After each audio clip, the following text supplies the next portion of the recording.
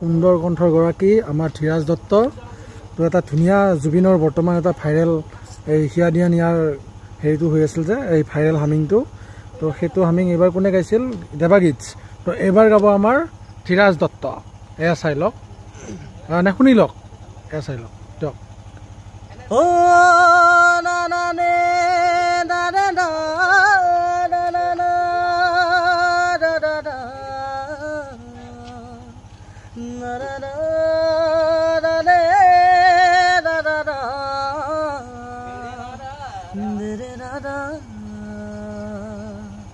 na di re da di re na di da da di re hiya diya diya re da da re da da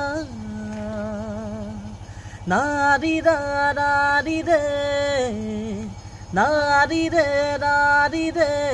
hiya diya diya re da da na da da da de বঢ়িয়া একদম সুন্দৰ কেনেকুৱা হৈছে জনাব সকলোৱে আৰু এইজনে গাইছে একদম বঢ়িয়া